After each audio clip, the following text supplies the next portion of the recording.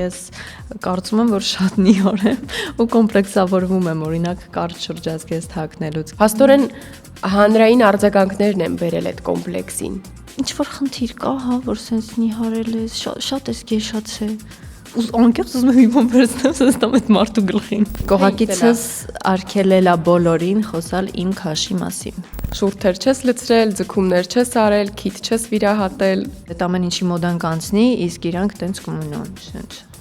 Այդ իմը չի։ Առաջարկություն ստացար, որը Փարիզում տեղի ունեցավ։ Կարծում եմ յուրաքանչյուր աղջիկ կցանկանար Սիրո քաղաքում ստանալ ամուսնության առաջարկություն։ Քո սիրելին, որպես այդպեսին քո մասնագիտական գործունեությանը շատ դրական է վերաբերում։ Համբույր է, ինտիմ տեսարանը, անկողնային տեսարանը, ես ինքս դրանց դեմ եմ։ Ես անդադար գնում էի կասինգներին, ինձ ասում էին, հա, շատ լավն ես, բայց չէին վերցնում։ Այ գուցե նաև դա է հաճախ նյարդայնացնում, որ դու շատ բարդ ճանապարհով ես կարողացել ինտեգրվել։ Չգիտեմ, գուցե։ Վախենում ես ավելի համարձակ ասել, որ հա։ Միջեղայնացրեք։ Այդ բլոգերի պատճառով կարաս 6 ժամ նստես, սպասես մինչև ինքը, չգիտեմ, story անի նկարանման հրապարակից կամ ալարի տեքստը սովորի։ Երբեք հատուկ սկանդալներ չես հրահրում կամ օրինակ լողազգեստով կամ 18+ լուսանկարներ չես հրապարակում։ Ես մի քիչ հին մտածելակերպի մարդ եմ։ Ճիշտ բային հայփ բռնելը քո մասին չի։ 115,000 հետևորդ չէի ունենա հայփ, եթե անեի։ Ավելի շատ կլինեին հետևորդներս։ Ողջույն, Breakpoint-ի այսօրվա մեր հյուրը դերասանուհի Էմմա Սապունջյանն է։ Էմմա, ո՞նց ես։ Շատ լավ, դու։ Լավ, մերսի, տրամադրված ես անկեղծ զրույցի։ Այո, միշտ։ Բայց վաղուց չես ունեցել հարցազրույցներ, չեմ նկատել վերջին շրջանում։ Խուսափում եմ ավելի շատ հարցազրույցներից։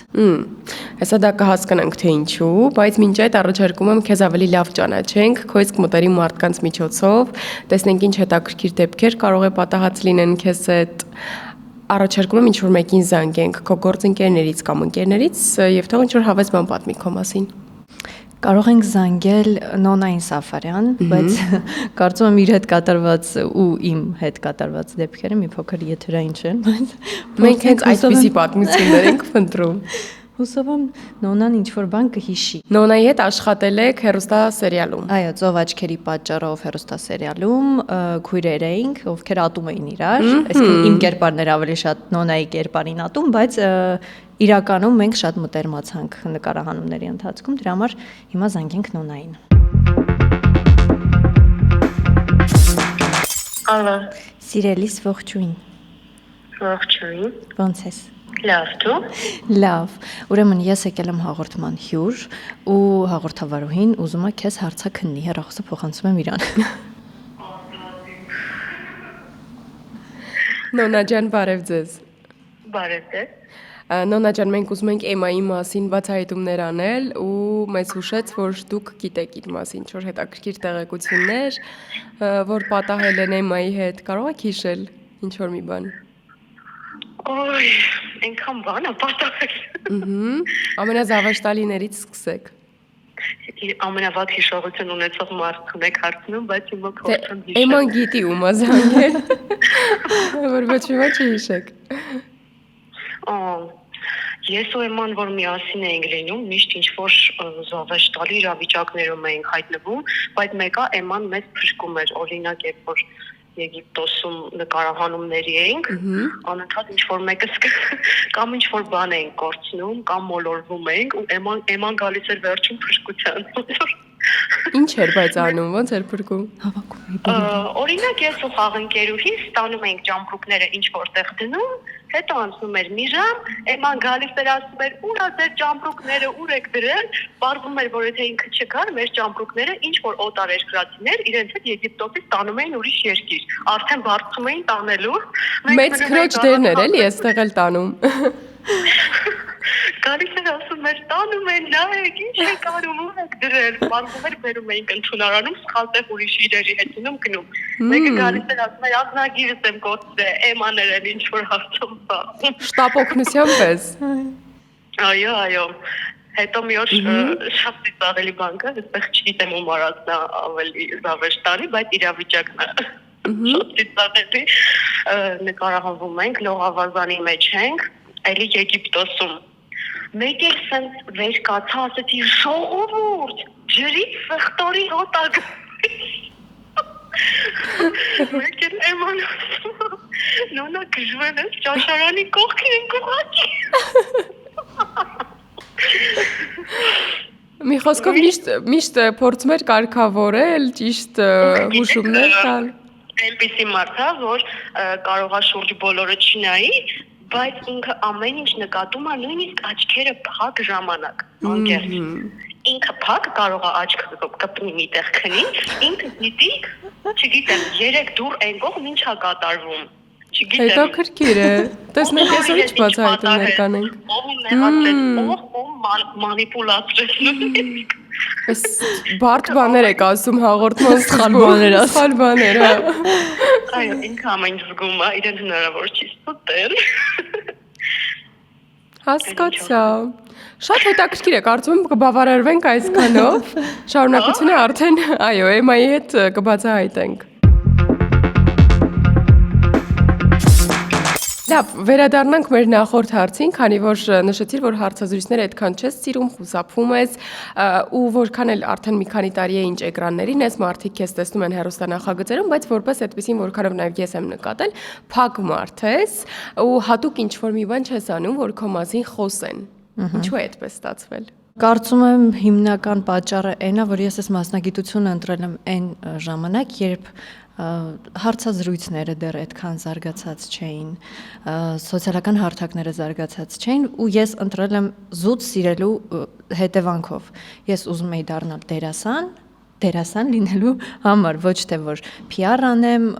սկանդալների մեջ հայտնվեմ, որ իմ մասին շատ խոսեն։ Դրա համար ես թե սոցիալական հարթակներում եմ համեմատաբար ավելի փակ, թե հարցազրույցներում եմ փակ ու փորձում եմ երբ ներկա եմ գտնվում, փորձում եմ մաքսիմալը տամ, բայց երբ առաջարկ են անում, հազարում եմ պատճառ խորինում եմ, որ ուղղակի հրաժարվեմ այդ հարցազրույցներից։ Բայց հետաքրքիր է, որ էլի շատ մարդիկ կան, որոնք դե բնականաբար այն ժամանակ են հայտնի դարձել կամ ընտրել իրենց մասնագիտությունը, որը իրենց հայտնիություն է բերել, երբ այդ հարցազրույցները չկային, այդքան շատ համացանցային իրականությունը մեզ մոտ գերակշիռ չէր, բայց միևնույն է իրենք այսօր փորձում են ադապտացվել ու իրենք իսկ թեկուզ ինչ որ թեմաներ հրահրել, որ իրենց մասին խոսեն, բայց դու միևնույն է քեզ զերծ ես պահում։ Դա արդեն գալիս է զուտ մարդու տեսակից, այսքան մարդկա սիրում է, օրինակ, չգիտեմ, ձմերուկ, մարդկա չի սիրում ձմերուկ։ Ես այդպիսի մարդ եմ ուղղակի, չեմ սիրում երբ իմ անձնական կյանքը, երբ իմ ընտանիքին վերաբերող հարցերը տենց մեծ տարածում են գտնում։ Անկամ ինքդ է իր ինչ-որ մի գրառում արել, որ երբեք հատուկ սկանդալներ չես հրահրում կամ օրինակ լողազգեստով կամ 18+ լուսանկարներ չես հրապարակում։ Ես մի քիչ հին մտածելակերպի մարդ եմ։ Իմ համար սիրում եմ, չեմ քննադատում, նայում եմ հաշած գեղեցիկ կազմվածք ունի աղջիկը լողազգեստով նկար է հրապարակել, բայց ես ինքս անձամբ չեմ անի։ Ճիշտ բային հայփ բռնելը քո մասին չի։ Ընդհանրապես իմ մասին չի, որ իմ մասին լիներ, ես 10 տարի համարյա նկարվում եմ ու այդ 10 տարիների ընթացքում 115,000 հետևորդ չէի ունենա հայփ, եթե անեի, ավելի շատ կլինեին հետևորդներս։ Իսկ դա արդեն մասնագիտական դաշտում իր մինուսները չի առաջացնում, որովհետև գիտենք, որ մարդիկ ինչքան շատ են իրենց PR անում, այնքան գուցե ավելի շատ տեղերում լինեն, ավելի շատ առաջարկներ լինեն։ Բնականաբար որոշ տեղերում խնդիր առաջացնում է, այսինքն կան ռեժիսորներ, օրինակ, որ կաստինգ կարող են անել ֆոլովերների քանակով։ Բայց կան նաև շատ լավ ռեժիսորներ, ովքեր թքած ունեն, դու ընդհանրապես ունես սոցիալական էջ թե չէ։ Ու իրանք նայում են ուղղակի տիպաժով այս դերասանուհին լավն է, կապ չունի ինքը ինչքան ֆոլոու ունի, ինչքան չունի կամ ինչքան է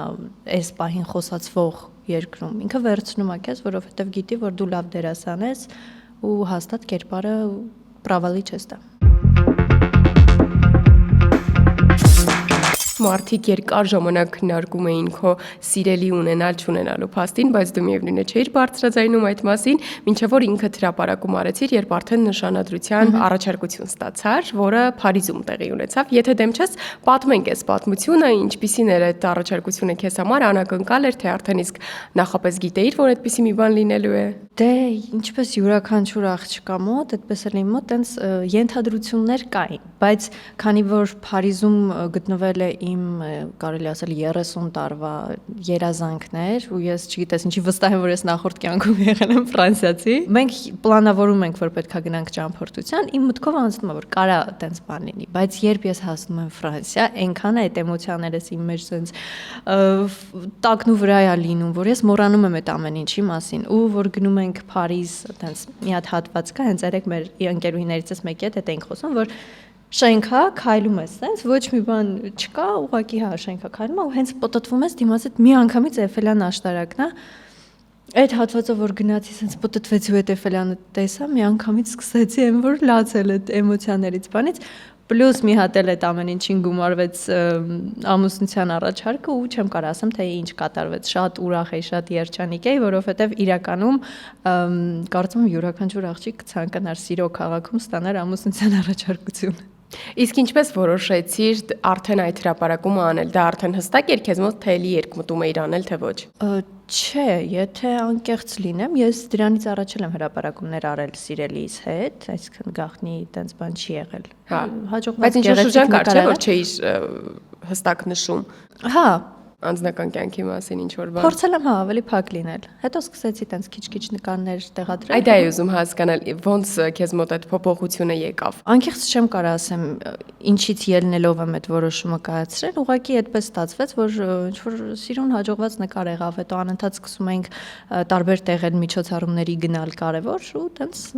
սկսեցին նկարները հրապարակել։ Գիտեմ նաև այս առումով, որ քո սիրելին, որպես այդպեսին քո մասնագիտական գործունեությանը շատ դրական է վերաբերում ու շատ սահմանափակումներ որպես այդպեսին չկան։ Իսկ սկզբանե այդպես է եղել, թե կարողացել ես դու ինքդ նաև քո կողմից ինչ որ խոսակցություններ, քննարկումներ տանելով բերել այդ կետին։ Չէ, ի սկզբանե այդպես է եղել ու վստահ եմ, որ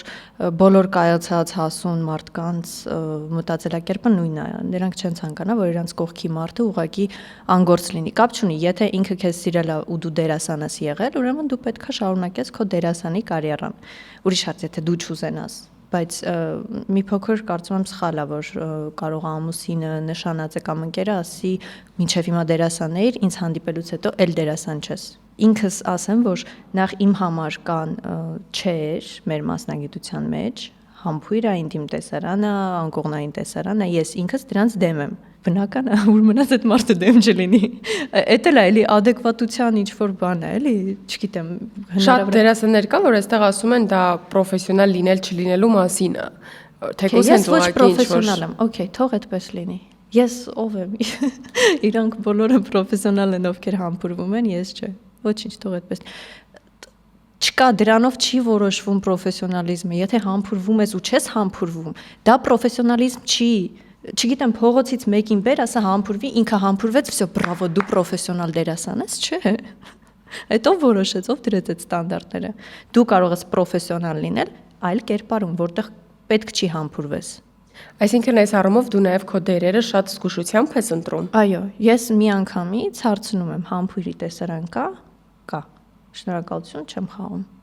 Ու շատ են նման կերպարներ եղել, որ հրաժարվել եմ թե ներկայացումների, թե ֆիլմերի, թե սերիալների։ Ինչու դա հատուկ սկզբունք է քեզ համար, թե արդեն որ բնականաբար դու նաև ունես կողակից, նաև այդ փաստն ես հաշվի առնում։ Չէ, մինչև կողակիցս էլ է տենց եղել,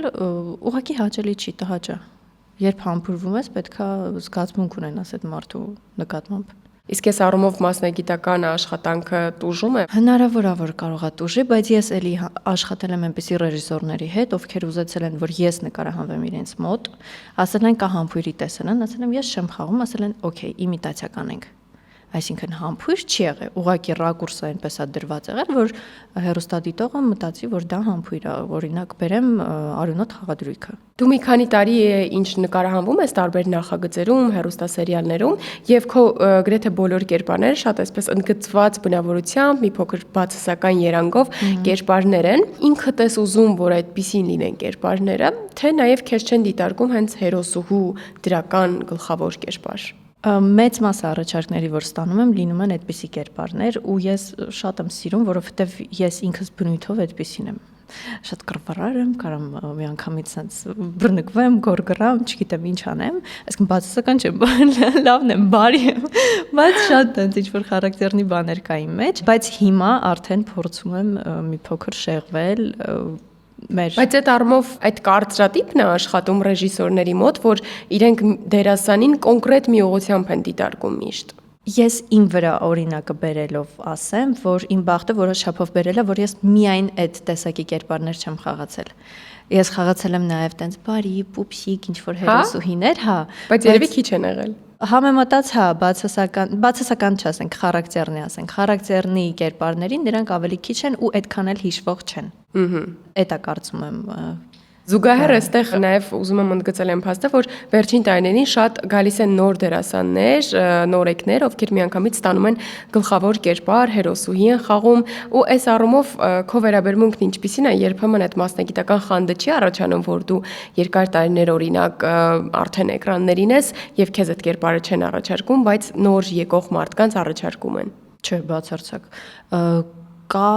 տարիք, որ օրինակ ես չեմ կարող խաղամ 17 տարեկան, բայց ինստիտուտը նոր ավարտած ուսանողը շատ լավ կարա խաղա։ Ես չունեմ այդ դերասանական ամբիցիաները չունեմ։ Հա, իմ ամբիցիաները մենակ գործում են այն դեպքում, երբ մարդը չունի դերասանական կրթություն ու ստանում է գլխավոր կերպար։ Այդ ժամանակ չասեմ ինչ եմ լինում։ Եղել են պրոյեկտներ, որտեղ գործընկերներս, այսինքն խաղընկերներս եղել են օրինակ բլոգերներ կամ, չգիտեմ, ոնց է դրան վերաբերում վատ։ Էլի մի քիչ sense հարաբերականակախված է մարդուց։ Մարդ կա, ով օրինակը բլոգերների վրա բերեմ։ Բլոգերա նկարահանվում է ու զուգահեռ նաև անհատական դասընթացներ է վերցնում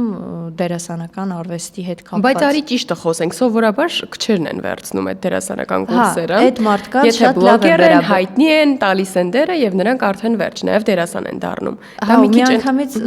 դե ես դերասան եմ, չէ, դու դերասան չես, դու բլոգեր ես։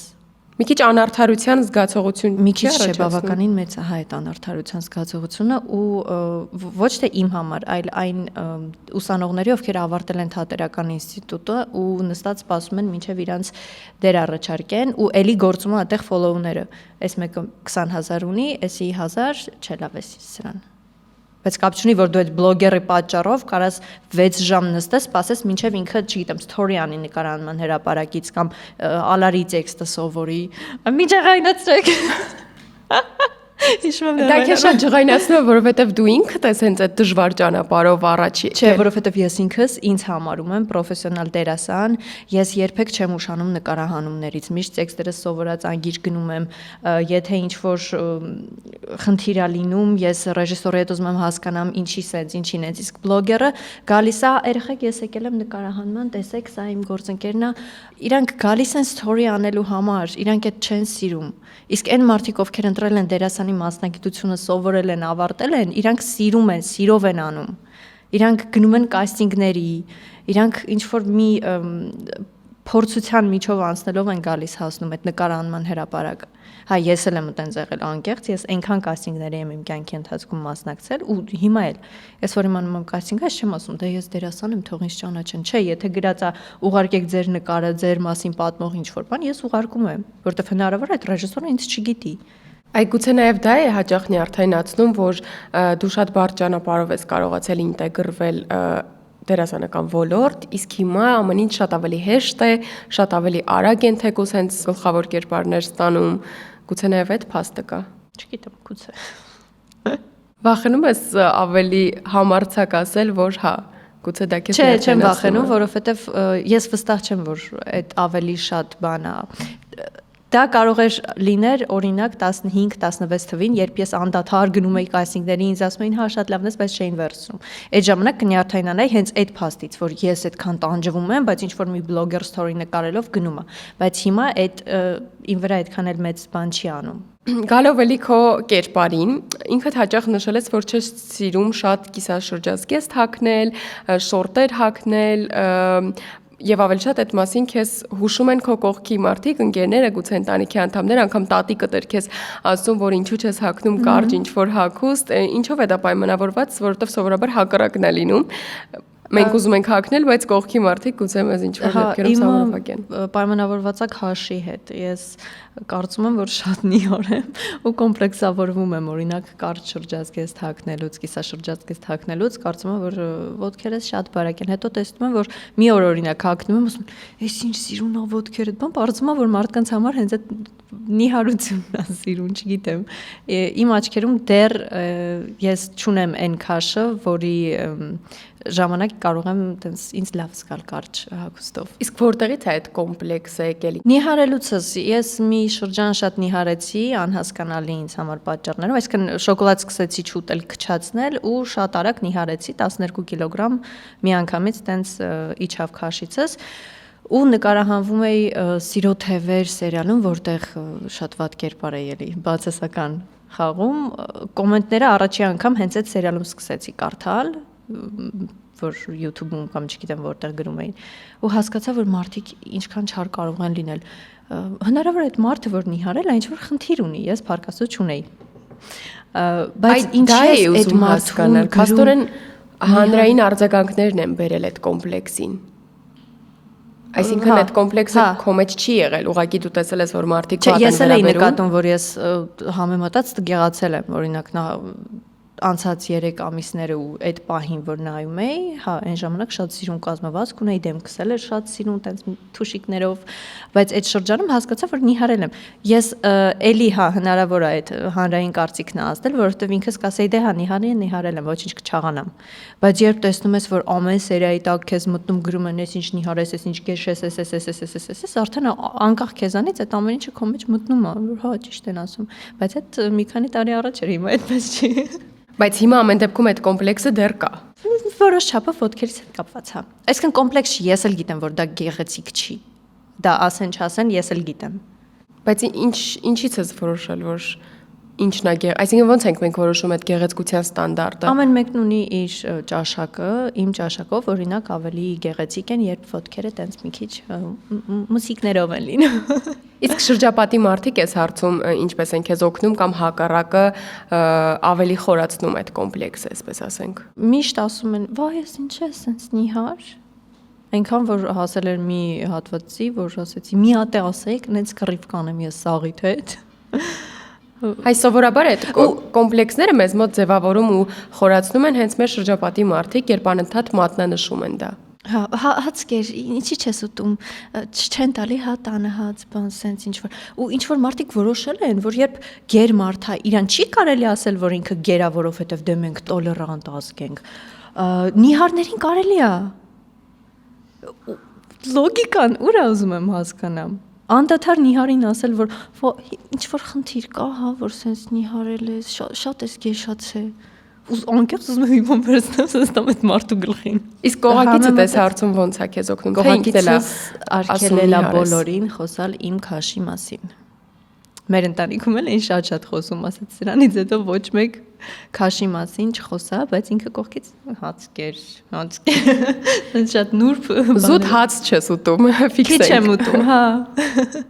Ու այնքան արագ եմ նիհարում։ 2 օր եթե ես տենց շատ սենց խիտ գրաֆիկ ունենամ վազեմ ստեղ վազեմ այնտեղ միանգամից այդ իմ վրա զգացվում է ու շատ դժվար եմ քաշ հավաքում։ Էմա դու նաև այն մարդկանցից ես, որը ոչ մի արտաքին միջամտություն չի արել։ Շուրթեր չես լցրել, ձգումներ չես արել, քիթ չես վիրահատել։ Այդ ո՞նց է այդպես ստացվել։ Իսկ դուք կարծում եք այստեղ փոփոխելու ինչ որ բան կա։ Չէ, բացարձակ, բայց այսօր դժվար է զերծ պահել քեզ այդ հոսանքին հակառակ գնալ, երբ բոլորը ինչ-որ մի բան իրենց վրա փոխում են, անկախ քեզնից դու ես ինչ-որ մի բան ուզում անել։ Ես ուղղակի մտածում եմ այսպես, այդ ամեն ինչի մոդան կանցնի, իսկ իրանք տենց կմնան, ասենց։ Այդ իմը չի։ Ես ամեն հարցով բնականն եմ սիրում։ Իսկ ունեցել ես երբևէ այդպիսի ցանկություն, որ հա, բայց կարելի է ինչ-որ մի բանը ցանկություն ունեմ, նախ ունեմ շրթունքների ասիմետրիա, որ երկու կողմից մի փոքր sense ներս ընկած է, զուտ ցանկությունս այնա, որ ուղեմ, բայց էլի չեմ անում, որովհետև ինձ թվում է շատ sense բադիկ կլինեմ ու դա ինձ չի սազի։ Բացի այդ, եթե ես անեմ օրինակ այտենց շրթունքների մեծացում ծավալի, կարծում եմ արդեն կերպարներս էլ մի փոքր կարող են փոխվել, չեմ կարող խաղամ տենց ինչ որ վայրի դիկի աղջիկ, որը անտառում ինչ որ գոյատևում է եւ այլն, իսկ նման կերպարներ, քանի որ շատ եմ սիրում ու շատ ունեմ, ավելի լավ է ես մնամ սենց ասիմետրիայով։ Այդ մասին էլ են, չէ, հաճախ քո շուրջ քննարկումներ անում, չնայած հիմա արդեն հասել ենք նրան, որ ավելի դրական են նայում բնական արտաքին ունեցող մարդկանց, ասում են, վայ, ինչ լավ է, այս մարդը բնական է, ոչ մի բան չի արել։ Բայց դա էլ չեմ հասկանում, ասում վայ, միակ բնական դերասանուհին է ինքն է, բան չէ, եթե այն մեկը արել է, չի նշանակում, որ ինքը լավ դերասան չի։ Դրանից էլ եմ նյարդայնանում։ Դե մեզ մոտ ամեն ինչ սուր է անցալվում։ Հա, ոսկե միջին չունենք, կամ սենց լավն է, կամ վատն է։ Այ քանի որ կերպարից խոսեցինք, այդ վայրի կերպարը ու դու էլ ասում ես, որ իրականում էլ մի փոքր ավելի այդպես կոպիտ ինչ որ բնավորության գծեր ունես, քեզ հաճախ մարդիկ նաև ընկալում են որպես սառը կերպար, չէ, որը որ գուցե պակաս բարի է, մենք սովոր ենք, չէ, այդ դեմքի դիմագծերով որոշել թե մարդը ինչպիսին է։ Դա քեզ մոտ ինչ որ խնդիր առաջացրել է, որ միշտ օրինակ նոր միջավայր գնալիս փորձես ի սկզբանե այնպես անել, որ բացառես քո մասին այդ սառն եմ, չգիտեմ, բարի չեմ եւ այլն այդ կարծիքները, որ քեզ ընկալեն այնպես, ինչպես դու ես ուզում ընկալել։ Որ մտածված ինչ որ բան անեմ, երբեք չի եղել։ Ես ուղղակի ի սկզբանե մտնում եմ ու ներկայացնում եմ ինձ այնպես, ինչպեսին որ կամ։ Ու հիմնականում 99% դեպքերում ես ստանում եմ սենց պատասխան. «Վայ, ինչ լավն է, իսկ մենք մտածում ենք թարախի մեկն է»։ Միշտ այդ ում հետ ծանոթանում եմ, միշտ այդ նախադասությունը ստանում եմ։ Ես ինձ բացահայտում եմ լավ կողմերից, երբ պետք է լինում։ Այսինքն իմ մտերիմ մարդիկ ինձ շատ լավ ճանաչում են, գիտեն, որ ես սառը չեմ, ես շատ ակտիվ աշխուժ եմ, իսկ թե անծանոթ մարդիկ ինչ կմտածեն, թող մտածեն ինչ ուզում են։ Շնորհակալ եմ Էմա եւ հիմա պահնե կարճ հարցեր, կարճ պատասխաններ տալու եւ ստանալու։ Ամենամոտ մարդը քո կյանքում։ Մամաս ու նշանածս իրանք երկուսով որ չնեղանան ինձանից։ Ում ներկայությունից է զգաստանում։ Ոչ մեկի։ Միշտ նույնն եմ։ Տեսախցիկի է երևի։ Ում կարծիքն ես կարևորում։ Ընտանիքիս անդամների ու նշանածից բնականաբար։ Ումից պարտքով գումար կխնդրեիր։ Էլի ընտանիքիս անդամներից։ Որ ընտանիքիս անդամ ասում նշանածս իրանց հետ է, հա, սենց։ Հասկացա։ Ինչից ես ամենաշատը բողոքում առօրյայում։ Ամեն ինչից ես փնթփնթան տատիներից եմ, որ ամեն ինչից դժգոհ են։ Եվ ով է քեզ հաճախ նյարդայնացնում։ Սխալ կաստինգ արված սերիալները, ֆիլմերը, իսկ մարդ, որ նյարդայնացնում է։ Վատ մասնագետները կապ չունի ինչ ասպարեզում այդ մարդը։ Վատ, սխալ գործ անող մարդիկ։ Շնորհակալ եմ Էմա, կարծում եմ անկեղծ զրույց ստացվեց եւ լսեցինք բաներ քո մասին, որոնք որ մինչ այդ չգիտեինք։ Ես եմ շնորհակալ հրավերի համար։ Այսպիսին էր Էմա Սապունջյանը Breakpoint-ի տաղավարում, իսկ դուք չմոռանաք բաժանորդագրվել մեր YouTube-յան ալիքին, թողնել մեկնաբանություններ եւ սպասել մեզ հաջորդ շաբաթ։